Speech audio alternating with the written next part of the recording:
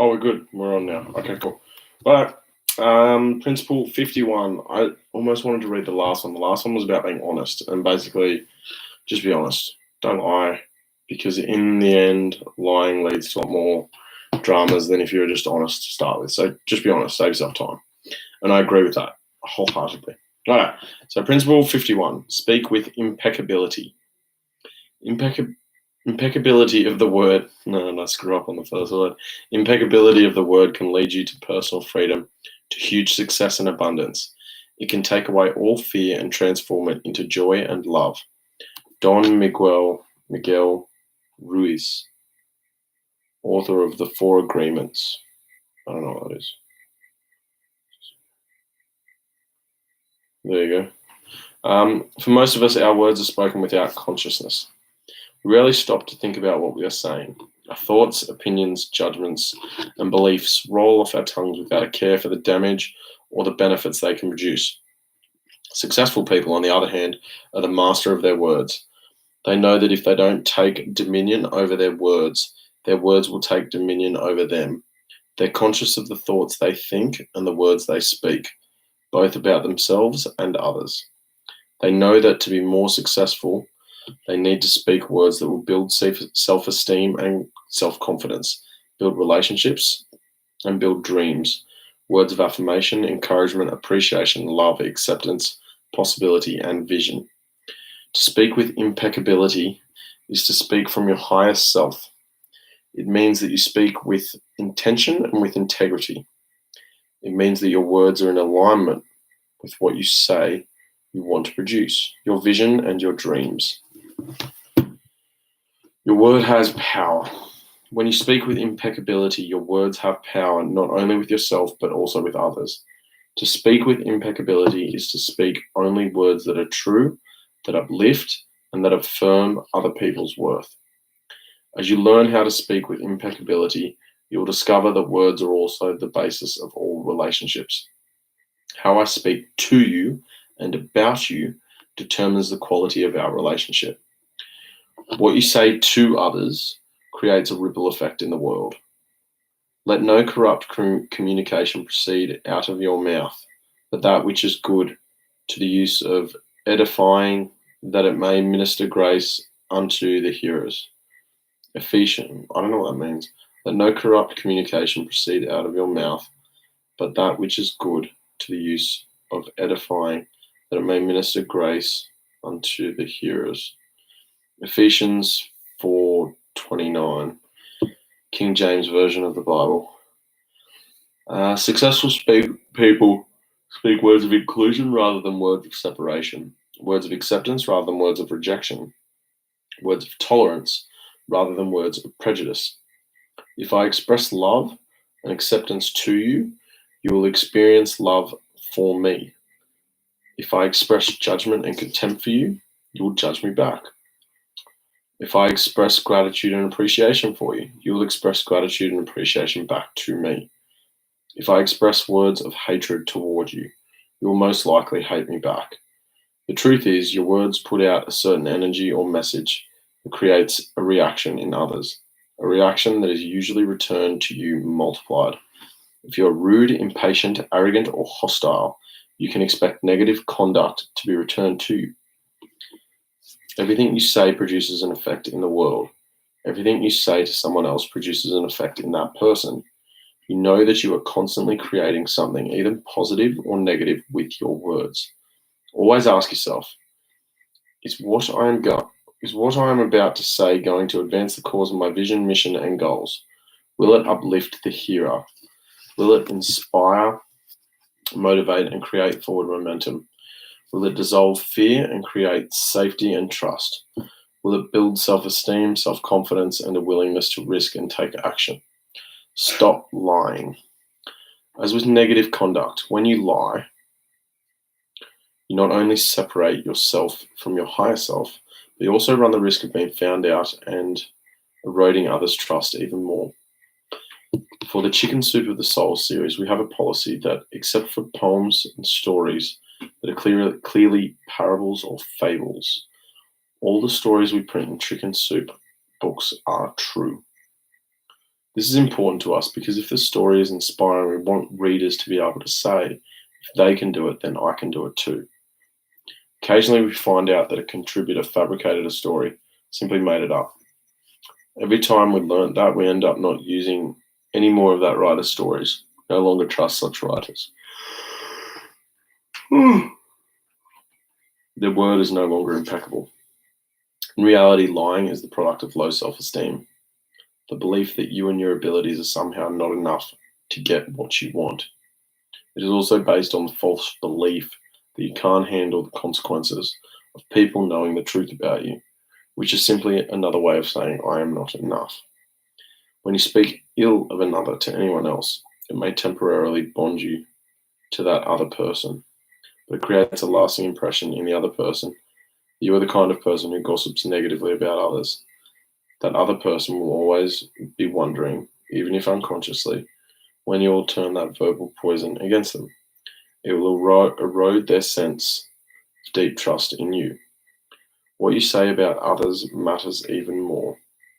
If we look back through history, all the world's highest and most respected beings and spiritual teachers have warned us against gossip and judgment of others. It's because they knew how damaging untruth really is. Wars have been started over words. People have killed because of words. Deals have been lost because of words. Marriages have been destroyed because of words. Not only that, but gossip and judgment affect you too, because you end up releasing a poison into the river of energy that is set up to bring you that which you truly want. Even without any words being spoken, others can pick up your negative, judgmental, and critical energy toward them. Then, what you say about others has a way of finding its way back to the person you are talking about. Many times, people who care about me will call to say that someone I know has said something negative about me. What does that do to my relationship with them? It creates a subtle crack. Additionally, I've had to learn the hard way that when I gossip about another person, it, one, brings me down in the moment, two, focuses my attention on what I don't want in my life rather than creating more of what I do want, and three, it literally wastes my breath. I've learned that I could be using my mental and verbal powers to create more of what I do want by focusing the power of my words on abundance instead. To speak with more impeccability when addressing others. Make a commitment to be impeccable in your speech when talking to others. Make an effort to appreciate something about every person you interact with. Make a commitment to tell the truth as best you can in all of your interactions and dealings with others. Make a commitment to do it for one day, then 2 days in a row, then a whole week. If you falter, start over. Keep building that muscle. Make it the intention of every interaction with others that you uplift them in some small way. Notice how you feel when you do that. Often we use words in a damaging way, not because we are bad people, but simply because we are not paying attention. No one ever taught us how powerful words really are. Idle gossip. I learned how powerful idle gossip is during my first year of teaching high school in 1968. On the first day of school, I walked into the teacher's lounge before school started. One of the teachers approached me and said, I see you have Devin James in your American history class. I had him last year. He's a real terror. Good luck. You can imagine what happened when I walked into class and saw Devin James. I was examining his every move. I was waiting for him to show signs of the terror he promised to be. Devin didn't have a chance. He was already typecast. I already had an image of him before he ever opened his mouth. No doubt I was even sending him some sort of unconscious signal. I know you're a troublemaker. That is the definition of prejudice. Prejudging a person before you ever really get a chance to know them. I'd learned never to let another teacher or anyone, for that matter, tell me what someone else was going to be like before I met that person. I agree with this. I think this is really important. I learned to rely on my own observations. I also learned that if I treated all people with respect and signaled them through my speech and actions, that I had high expectations for them. They almost always lived up to that positive expectation. The biggest cost of gossiping, of course, is that it robs you of a clear mind.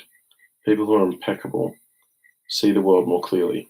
They think more clearly, and thus can be more effective in their decisions and actions. In the Four Agreements, Don Miguel Ruiz likens the process of gossiping to releasing a computer virus into your mind, causing it to think a little less clearly every time. One of the things about, like, again, it's like a connection thing for girls, though, in feminine language, and they're speaking because the details. It's not about gossiping or saying bad things about other people, but it's about talking about all the little details, and it can be perceived as gossip. But when it's coming from a feminine place, it can actually be a trust building and relationship building exercise. They like the details, they like the ins and outs. It's really important for them. So I don't personally like gossip. I don't have any time for it, and I think you should be honest. But then also sometimes being honest is going to hurt, and that's okay too. So long as your intention isn't to hurt, if your intention's to, and you can see, and you've actually got a idea of the path forward, where you're going to lead and guide that person, then I think brutal honesty is very necessary at times, with yourself often more than anyone else. Yeah, it's a little sidetrack. I'm sorry. I agree with this, but there's shades of grey in this. Here are some practical ways to stop yourself and discourage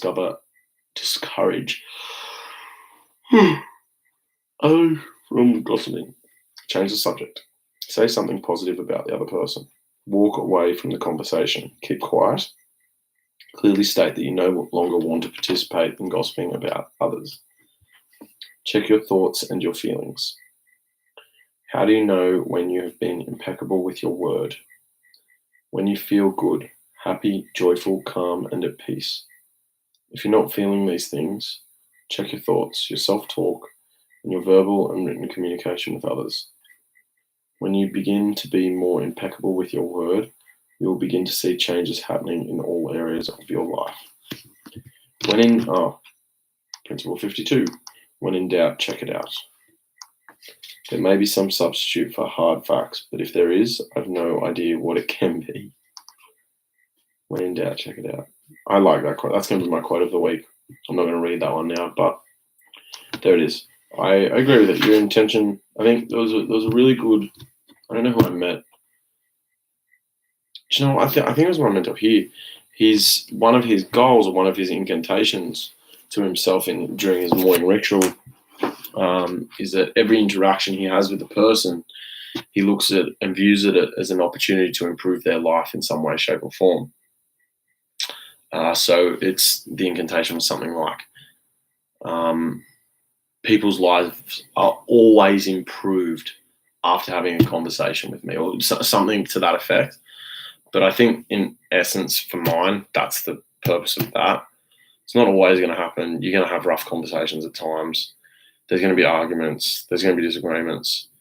I think if there's no proper intent and malice, people are going to misinterpret shit all the time. You're going to misinterpret things. You're going to make mistakes. Someone's going to be meaning to say something good about you, or something kind, or something gentle, and you're going to have a reaction that is completely uncalled for their purpose and what they meant. But that's life, and you're going to have other people do that to you. Just remember, a person's reaction has little, if anything, to do with you. It's always got to do with what's going on with them emotionally. Doesn't mean you just go out of your way to be a dick and everyone's going to be nice to you because they're in a good emotional state. But I think if you can be aware that, if you say, geez, you look good today, and a person's like, a chick, for example, is like, oh, only good, or he's saying that because he wants to sleep with me, or he wants this from me, or whatever. Like, that's just something that's going on with them. It's got nothing to do with what you said. You could have good intent with that. You could be sarcastic. Even if you've been sarcastic, they take it as a real compliment. They're going to feel better about it. It comes down to the interpretation, and the chapter in this that talks about E plus R equals O. The event plus the reaction that you have to it equals the outcome, and the reaction's the variable that you can change. So I think if your intent when you're communicating with people is always good, it's not always going to work. There's going to be mistakes. Just accept that and be okay with it. It's not about you. It's about what's going on with them emotionally if it does go wrong. And if things are happening to you, have a look at how you're choosing to react to it in that moment. And I think asking your question is this true?